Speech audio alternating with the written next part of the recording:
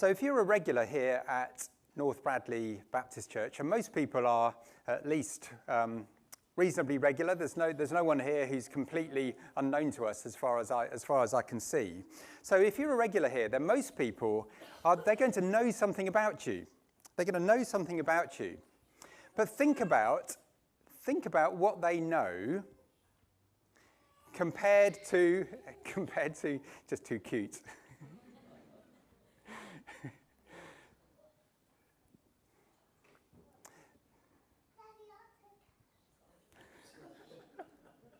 It's wonderful to see you guys out. I mean, I'm very impressed that already you're out with someone so little, but it's really good to see you.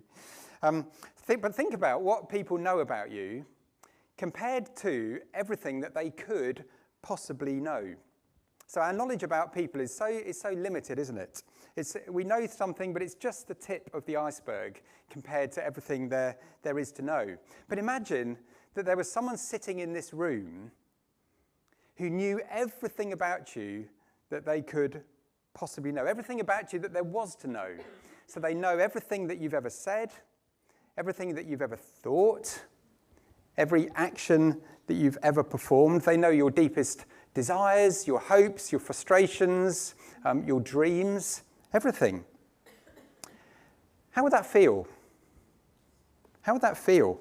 Perhaps at the heart of it, how that would feel would depend very much on your relationship with the person who knew those things about you.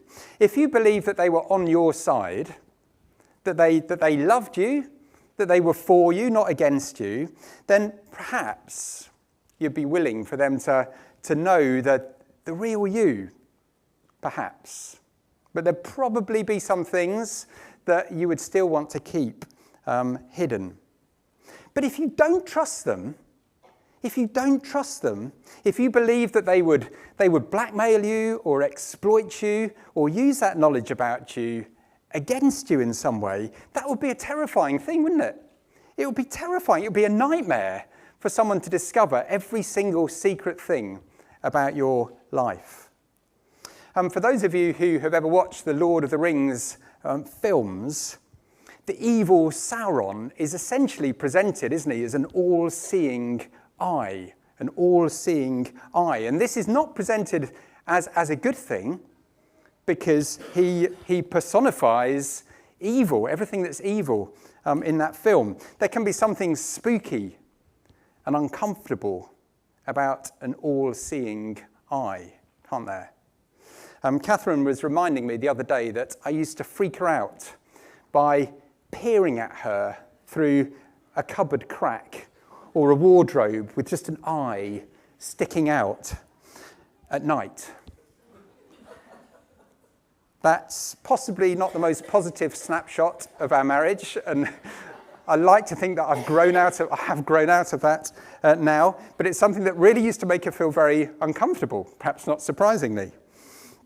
But the psalm that we've read today, written by King David, is focused on this truth that God knows absolutely everything about him that there is to know. And of course, this doesn't just apply to King David. God knows absolutely everything about all of us that there is to know. But is that a good thing? Or is it a bad thing? So that's what we're going to be thinking about from Psalm 139 today. God knows us through and through. That's the reality. It's no good pretending that's not the case. It is the case. But what are the implications for us of that truth? Well, as we're going to see, for David, this truth was actually a massive comfort. And that's our first point, the comfort of God's knowledge. The comfort of God's knowledge. Look at how this psalm opens. He says, "O Lord, you have searched me and known me. You know when I sit down and when I rise up. You discern my thoughts from afar. You search out my path and my lying down and are acquainted, with all my ways.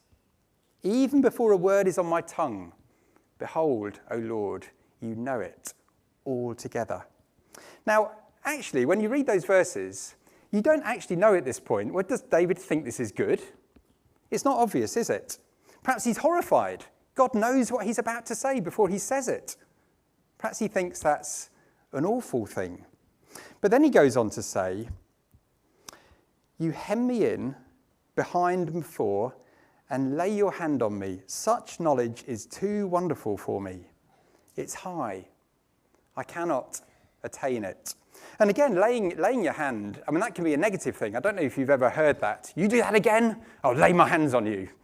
So maybe it's an old-fashioned phrase, but it can be used in a negative way. But generally in the Bible, laying your hand on someone, it's an intimate, it's a familiar, it's a comforting gesture. And in fact, if you look a couple of verses further on, you can see what God is doing with his hand. He's laying his hand on him, but why? To lead him, to hold him, to guide him. So David is rejoicing that the Lord is someone who is intimately acquainted with him. And he acknowledges there's a sense of mystery. The knowledge is too deep for him. But by the time you get to verse 14, you can see that, how does he respond? He praises God. He praises God for this amazing knowledge and for God's wonderful works. So God created David. He knows David. He thinks about David. But how is it that David can have this really positive view of God's knowledge of him? Because as we thought at the start, it's really not a good thing always for someone to know everything about you. But it all comes down to what David knows about the Lord. He knows that the Lord is for him. The Lord is on his side. The Lord cares for him. Now, he doesn't, in this psalm, he doesn't actually spell that out, does he? He doesn't say anything about the Lord in that way. But time after time in other psalms, he says, the Lord, you're a God of steadfast love and faithfulness and compassion. And so here he can rest in this wonderful and comforting knowledge that God knows everything about him. Everything about him. There's a song that we sometimes sing that contains that line, you know the depths of my heart and you love me the same. He knows us all. We can't hide anything, but he loves us despite everything that he sees. And most of this psalm, it's a psalm that doesn't divide very neatly. Most of this psalm, like the first 18 verses, it focuses on God's actions towards, in this case, towards David. If you read through this psalm, it's got so many action words in. What the Lord is doing, he's searching, he's knowing, he's acquainted with, he sets up boundaries. So he creates distinctions, he walls things off. He lays his hand on, he gives reassurance, he's present everywhere, he's leading, he's guiding, he sees, he forms, he knits together. Can you see all the different things that God is doing in this psalm? And in each of these actions, because God is a God who acts all the time, David knows that those actions are to bless him, to care from him, to care for him, to guide his footsteps. They're all loving actions. So if we're in a relationship with God, so if we've been brought into his family through the death of Jesus, then we can take great comfort in this intimate knowledge that God has for us. We can rejoice that God knows all of the details of our lives. I wonder if there's ever been a time when you felt utterly alone, misunderstood by everyone, even those who are closest to you. You felt no one understands my situation and what I'm going through.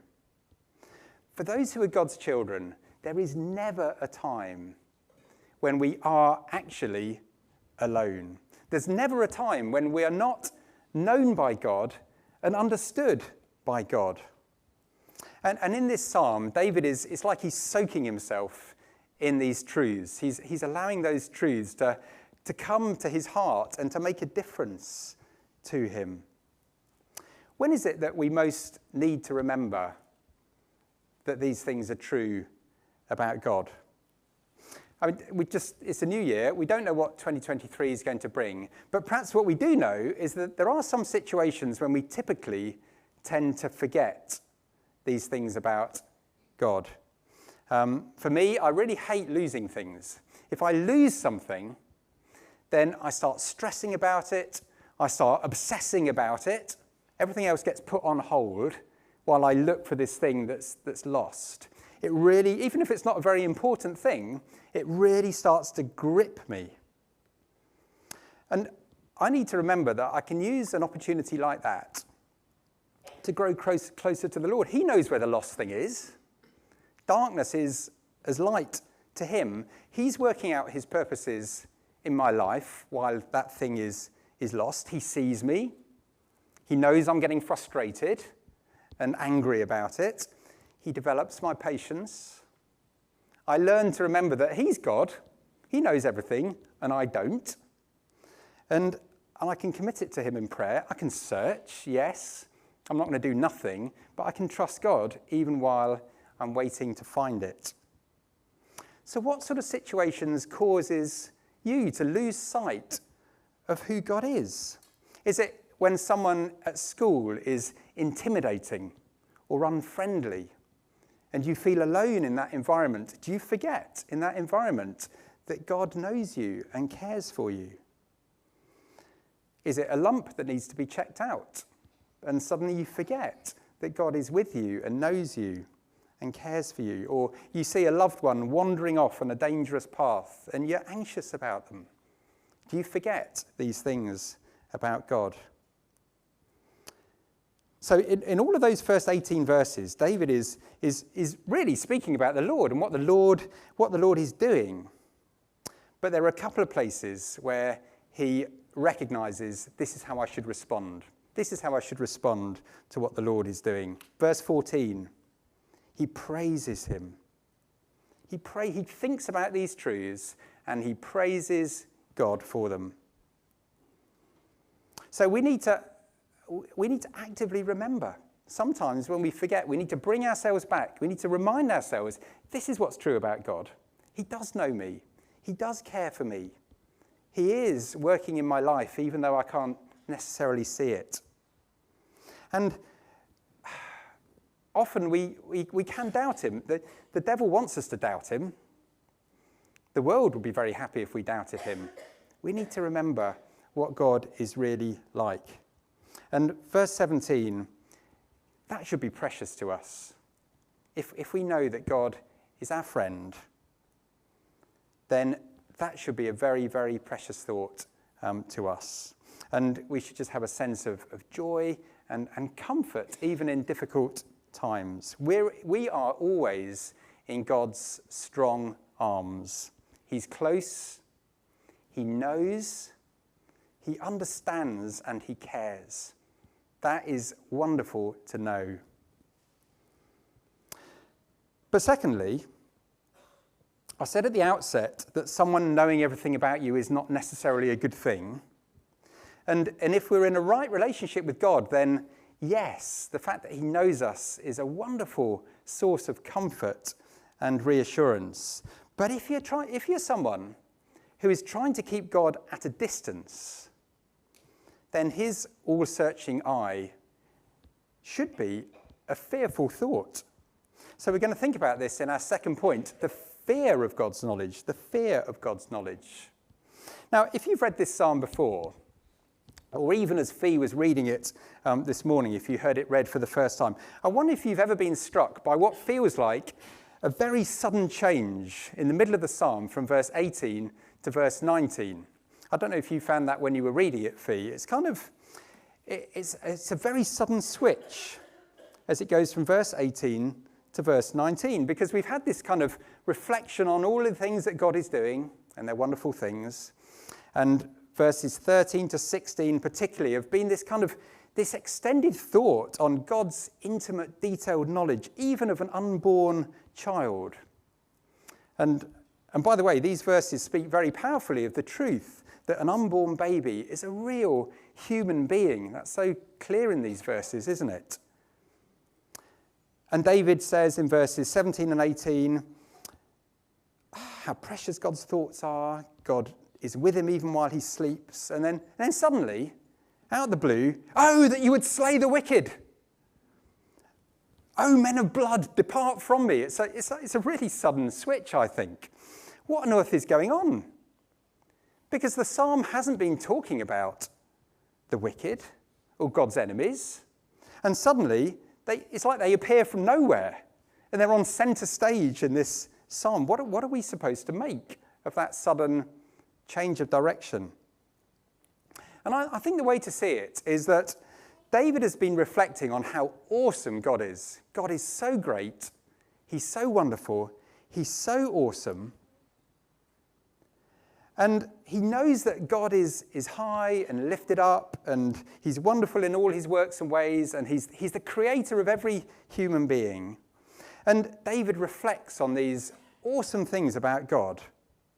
And as he sees God more clearly, it makes human sin against God seem even more appalling.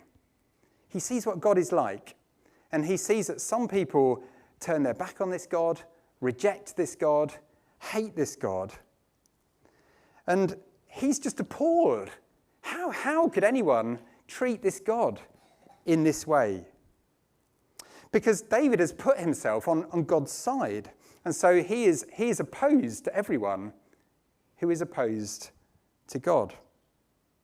And sometimes we read these words, don't we? Hate and loathe, and we think, well, they're negative words.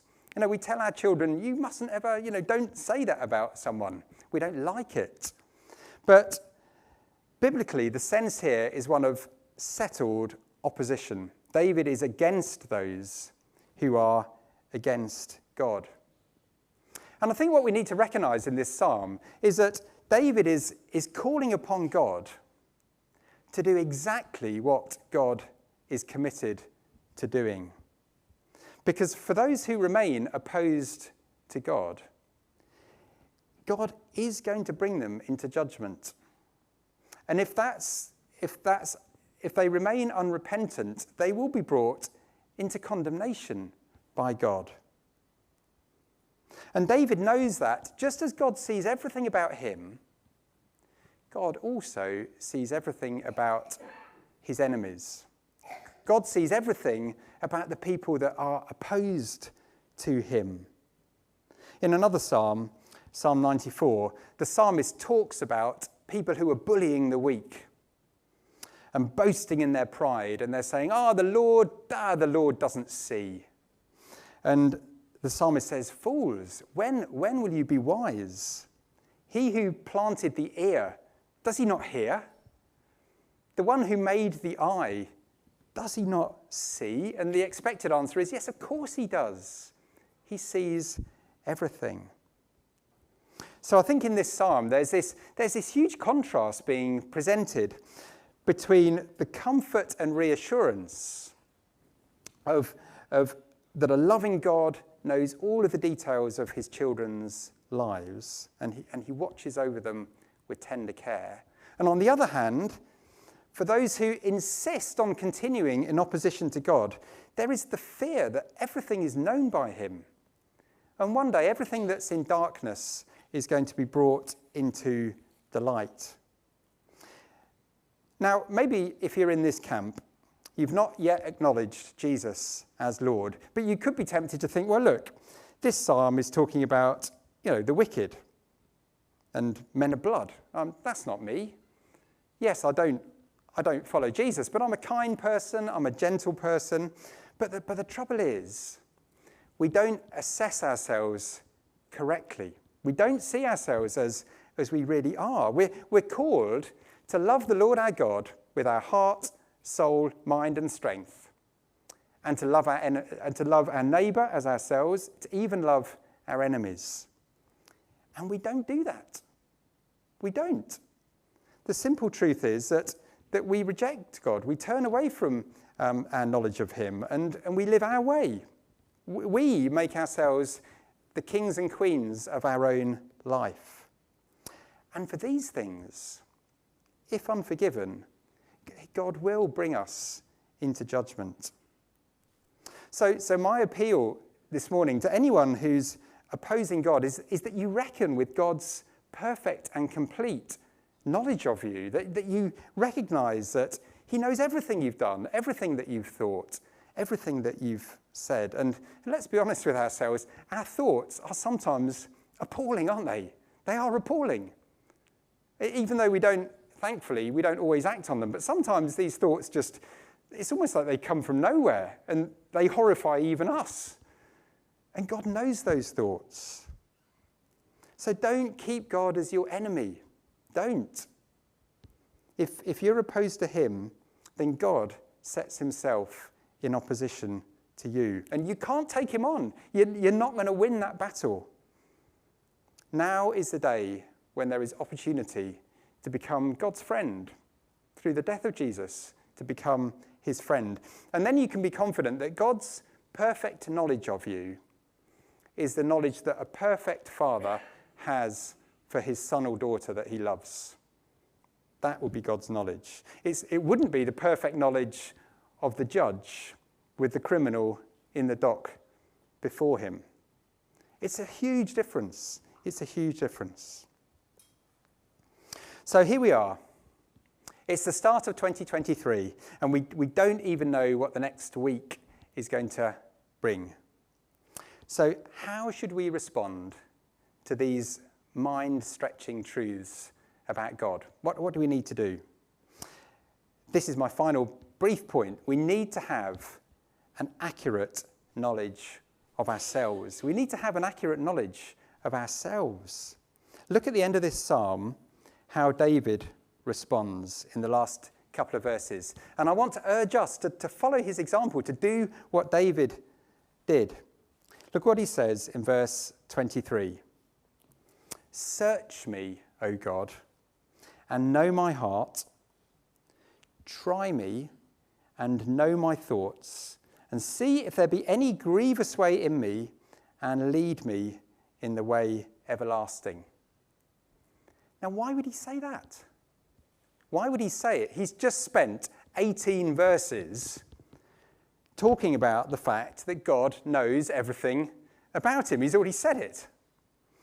And in fact, it's like he's been kind of have you ever kind of held up a precious thing and examined it from every angle to make sure that you've seen everything about it? It's like he's done that.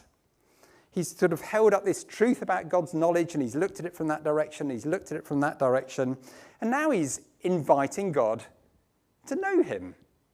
And it's almost like an echo of verse 1, isn't it? It's almost the same words. In verse 1, he says, O Lord, you have searched me and known me. And now he prays, search me, O God, and know me. And I think David is recognizing that although God knows everything perfectly, we don't even know ourselves perfectly. We don't even know ourselves. The prophet Jeremiah says, the heart is deceitful above all things and desperately wicked. So we can deceive ourselves. We can think that we're loyal to God, but in fact it's just a smokescreen. We can fool ourselves and we can fool other people, but we can't fool God. And so this psalm invites us to find this peace and comfort in God's complete knowledge of us. But that shouldn't lead us to become complacent. We shouldn't become complacent. I don't want to rock anyone's sense of assurance unnecessarily. I'm not trying to do that. But if we call ourselves Christians, we have to ask the question, am I really living as someone who belongs to the Lord? Am I living as someone who belongs to the Lord? Am I just going through the motions? Am I fooling myself because I haven't understood my own heart? So am I serious about living his way? Or am I really just going on living my way? Am I just a Sunday morning Christian who shows no evidence during the rest of the week that I actually do belong to the Lord? And when David says, see if there be any grievous way in me, another translation puts it, point out anything in me that offends you. Point out anything in me that offends you. So when the Lord looks at us, what does he see? Do we just give him our leftovers? The bits that the less important parts of our lives? David is inviting God to test him. He knows God knows him, but he's inviting God to test him. And I think we all need to do the same. One day we're going to give an account to God. We are going to stand before the judgment seat of God. If we belong to Jesus, that judgment won't bring condemnation, but it is going to bring an evaluation. What have we done with the opportunities he's given us? What have we done for him? And David prays at the end of this psalm, lead me in the way everlasting. If Jesus is our good shepherd, he is leading us in the way everlasting. And we don't have to fear judgment, because perfect love casts out fear, and we know his perfect love as the good shepherd. But if the way we live, when we think that no one is watching, shows us that really, although we can put on a brave face, we are still God's enemies, then we urgently need to seek God's mercies. And then we really can know the comfort from knowing that God knows everything about us. And he knows our sins. They are many, but we can know that his mercies are more. So the prayer at the end of this psalm, I think, is a great prayer for the start of a new year. I mean, this isn't really a New Year's sermon as such, is it? But this is a great prayer for the start of a new year. So can I urge you to make it your prayer? Will I make it my prayer? Will I say this to the Lord? Search me, O God, and know my heart. Try me and know my thoughts, and see if there be any grievous way in me, and lead me in the way everlasting. I wonder if you could say your amen to that prayer. Will you make that your prayer for 2023?